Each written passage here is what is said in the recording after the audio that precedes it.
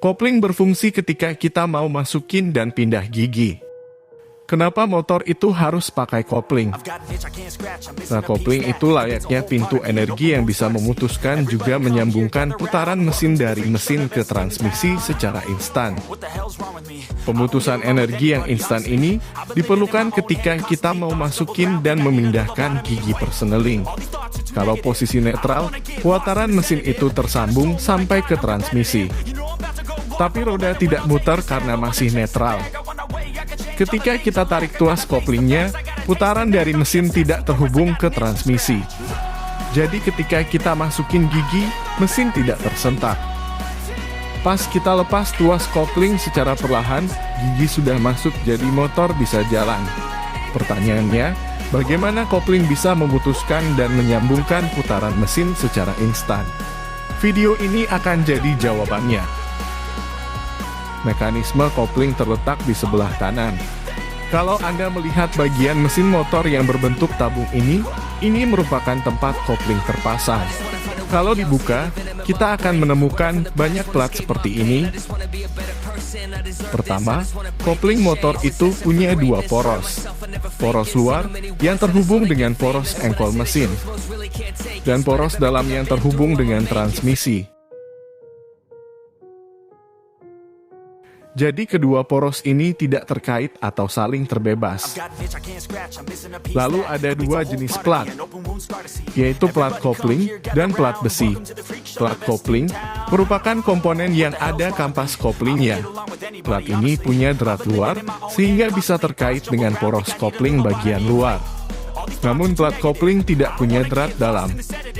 Sehingga ketika mesin dinyalakan, plat kopling akan ikut berputar bersama poros luar tanpa memutar poros dalam. Lalu plat besi punya drat dalam tapi tidak ada drat luar. Sehingga putaran dari plat kopling tidak akan membuat plat besi dan poros transmisi berputar. Plat besi ini dipasang secara selang-seling di antara plat kopling. Lalu bagaimana supaya putaran mesin bisa tersalurkan ke transmisi? Ada satu plat lagi. Itu adalah plat penekan. Plat ini terpasang di ujung dan ada pegasnya. Jadi plat ini akan mendorong semua plat supaya menempel. Karena kedua jenis plat ini punya material yang berbeda, satu pakai besi dan satu lagi pakai kampas. Maka ketika kedua plat ini menempel, itu akan menyatukan kedua plat tersebut. Jadi plat besi ini bakal ikut muter.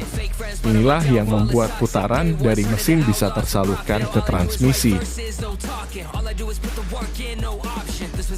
Kalau untuk memutuskannya, bagaimana? Ada lagi komponen yang namanya tuas pengendali kopling. Tuas ini bisa Anda lihat dari luar bagian mesin. Tuas ini punya kabel yang terhubung ke tuas kopling. Ketika kita tarik tuasnya, maka tuas yang di bawah juga akan tertarik. Gerakan tuas ini akan mengungkit plat penekan untuk bergerak ke arah luar. Sehingga ini akan menghilangkan tekanan yang membuat semua plat menempel. Ini akan kembali menciptakan celah antar plat, sehingga putarannya terputus. Kopling itu cara kerjanya cuma nempel renggang plat saja. Ketika semua plat menempel, maka putaran mesin terhubung. Ketika plat renggang sedikit saja, putaran mesin terputus. Itulah penjelasan mengenai sistem kopling manual pada sepeda motor. Semoga bisa menambah wawasan kita semua.